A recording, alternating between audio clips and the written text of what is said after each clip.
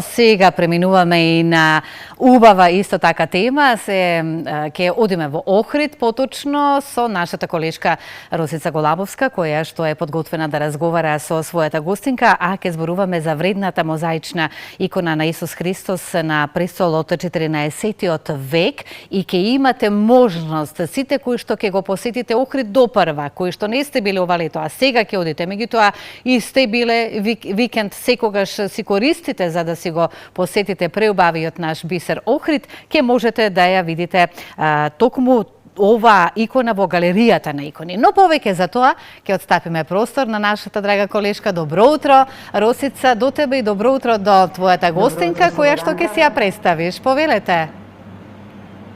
Така, за разлика од другите вклучувања во живо кога имавме панорамски преглед кон Охрид, денеска сме во галеријата на икони каде што е сконцентрирано не само македонското, дури и светско културно наследство. Но како што кажа ти, повод за нашиот денешен разговор со мојата гостинка Катерина Велковска, историчар на уметност, работена во Завод и музеј, е навистина ретката и во светски рамки византиска мозаична икона Исус Христос на престол 14 век.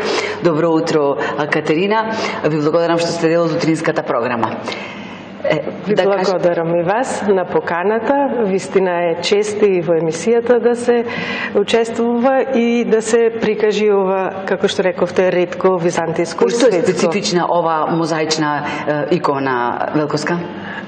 Вака, иконата е единствена во Македонија која што е изработена во ова скапа техника, скапа и комплицирана и сложена за работа, мозаикот. Конкретно ова икона е и со многу мали димензии.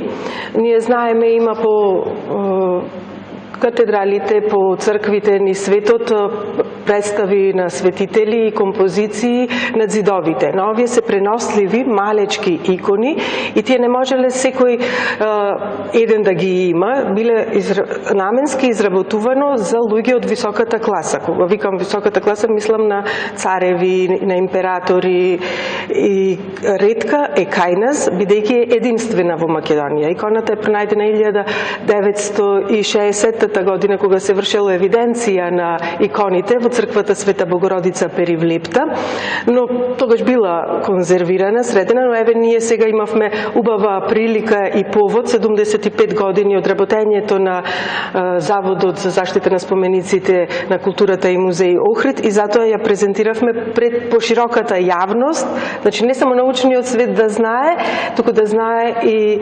секој еден посетител кој што ќе дојде во галеријата на икони. Заслужува, вредна е и заслужува меѓу овие светски познати тука.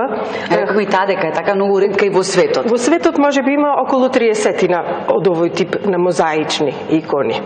Неколку се изложени во Лувр, во Метрополитен музеум, да, тоа ќе речем дека има Германија, во светски галерии така. Ги има и кај нас. Така.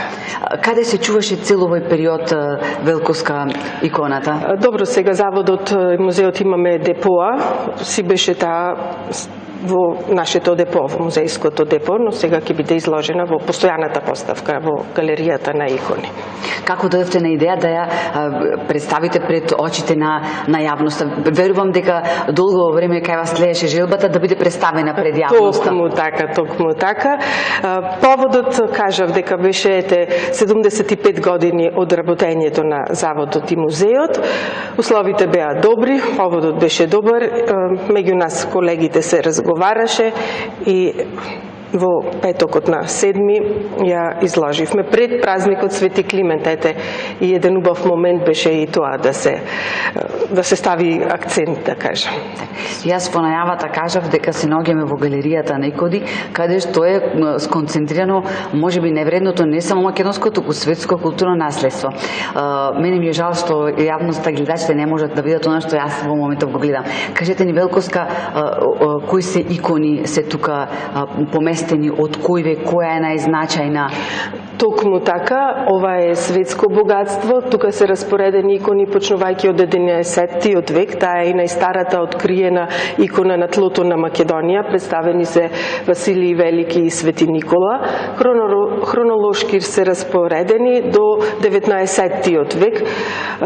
Овие икони се на ранг како што се иконите во манастирот Света Катерина во Синај, иконите на Монашката република во Грција Атос, Тратјаковска галерија во Русија, исто така и нашата збирка на икони изложени. Тука нема, значи, изложба на тема Византија, а да не побарале некоја од овие икони. Претежно се од византискиот период, но има и поствизантиски. Секоја икона што е изложена е заради некоја одредена карактеристика, како што кажав, дали најстарата, дали... Која е најстара? Од 11 век Свети Никола и Свети Василий Велики. Тука ни е и уникатната релјефна икона со представа на Свети Климент. Единствена подпишана, се знае донаторот, тоа е донаторот архиепископот Константин Кавасила, а иконата е со представа на Исус Христос Пантократор, евангелистот Матеј. Не смеам да заборавам да ги кажам и литиските икони, тоа се двојни икони, сликани од обете страни, 6 ги имаме тука прикажано. Не можам да издвојам, пошто сите се вредни. Нас ми останува на крајот, каде бидејќи не гази времето, да ги поканиме сите наши гости кои ќе дојдат, на вистина да ја посетат галеријата на икони, бидејќи чинам дека не онака посетена како што на вистина заслужува, а има, како што рековме, концентрирано највредното културно наследство кое што Македонија го има. А го изложувано и надвор, така? Изложувате и надвор? Да. Каде се имаме изложувани? Изложувани се во Метрополитен музеум, како што кажа, во Париз, во Ватикан се изложувани, во Киото, Јапонија. Посетеността таму? На светски рамки. Нормално. Ви благодарам.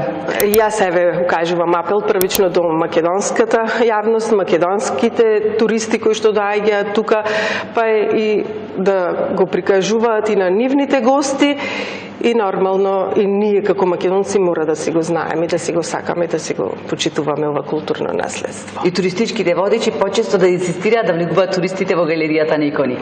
Слободанка Повеља, ако имаш некое прашање.